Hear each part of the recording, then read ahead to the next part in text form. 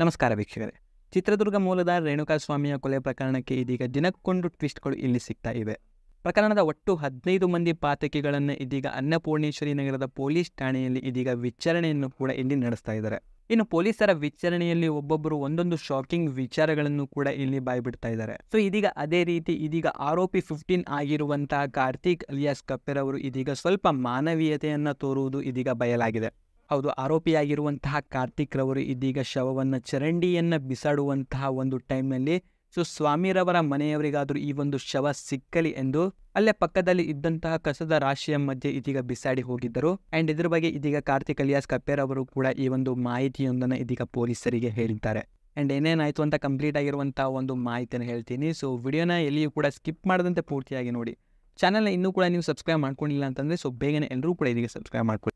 And ಇವರು ಕೊಲೆ ಮಾಡಿದಂತಹ ಒಂದು ಟೈಮ್ನಲ್ಲಿ ಶವ ಸಾಗಿಸುವಂತಹ ಒಂದು ಆರೋಪಿಗಳು ಪ್ಲ್ಯಾನನ್ನು ಕೂಡ ಇಲ್ಲಿ ಮಾಡಿದರು. ಆರೋಪಿಗಳಾದಂತಹ ನಿಖಿಲ್, ಕಾರ್ತಿಕ್ ಹಾಗೂ ಕೇಶವ್ ಮೂರ್ತಿ ಸುಮನಹಳ್ಳಿಯ ಮೋರಿಗೆ ರೇಣುಕಾಸ್ವಾಮಿಯ ಹೆಣವನ್ನು ಎಸೆಯಲು ಹೋಗಿದ್ದಾರೆ. ಮೋರಿಯ ಒಳಗಡೆ ಶವವನ್ನು ಬಿಸಾಡೋಣ, ಅದು ಕಚ್ಚಿಕೊಂಡು ಹೋಗುತ್ತೆ. ಶವ ಸಿಕ್ಕುವ ಅಷ್ಟರಲ್ಲಿ ಅದೆಷ್ಟು ದಿನ ಆಗಿರುತ್ತೋ ಗೊತ್ತಿಲ್ಲ. ಹೀಗಾಗಿ ಮೋರಿಯ ಒಳಗೆ ಬಿಸಾಡೋಣ ಎಂದು ನಿಖಿಲ್ ಹಾಗೂ ಕೇಶವ್ ಮೂರ್ತಿರವರು ಇಲ್ಲಿ ಹೇಳಿದ್ದಾರೆ.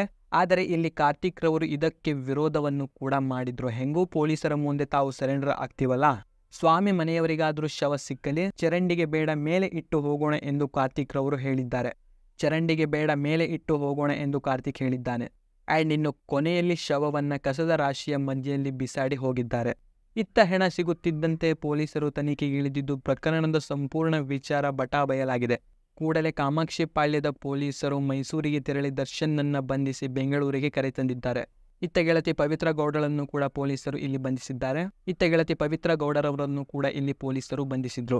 ಸದ್ಯ ಇದೀಗ ಪ್ರಕರಣದ ಸಂಬಂಧ 15 ಮಂದಿಯನ್ನು ಬಂಧಿಸಿ ಅನ್ನಪೂರ್ಣೇಶ್ವರಿ ನಗರದ ಪೊಲೀಸ್ ಠಾಣೆಯಲ್ಲಿ ಇದೀಗ ವಿಚಾರಣೆಯನ್ನು ಕೂಡ ಇನ್ನು ನಡೆಸ್ತಾ ಇದ್ದಾರೆ. ಆ್ಯಂಡ್ ಇದೀಗ ಪೊಲೀಸರು ಠಾಣೆಯಲ್ಲಿ ಪೆಂಡಲ್ ಹಾಕೊಂಡು ವಿಚಾರಣೆಗಳನ್ನು ಕೂಡ ಇಲ್ಲಿ ನಡೆಸ್ತಾ ಇದ್ದಾರೆ. ಆ್ಯಂಡ್ ಇದರ ಬಗ್ಗೆ ನಿಮ್ಮ ಒಂದು ಅನಿಸಿಕೆ ಹಾಗೂ ಅಭಿಪ್ರಾಯ ಏನೆಂಬುದನ್ನು ಪ್ರತಿಯೊಬ್ಬರು ಕಾಮೆಂಟ್ ಬಾಕ್ಸಲ್ಲಿ ತಪ್ಪದೆ ಕಾಮೆಂಟ್ ಮಾಡಿ. ವಿಡಿಯೋನ ಲೈಕ್ ಮಾಡ್ಕೊಳ್ಳಿ ಹಾಗೂ ಚಾನಲ್ನ ಸಬ್ಸ್ಕ್ರೈಬ್ ಮಾಡಿಲ್ಲ ಅಂತಂದರೆ ಬೇಗನೆ ಸಬ್ಸ್ಕ್ರೈಬ್ ಮಾಡ್ಕೊಳ್ಳಿ. ಆ್ಯಂಡ್ ಇನ್ನು ಈ ಒಂದು ವಿಡಿಯೋವನ್ನು ನೀವು ನೋಡಿದ್ದಕ್ಕೆ ಧನ್ಯವಾದಗಳು.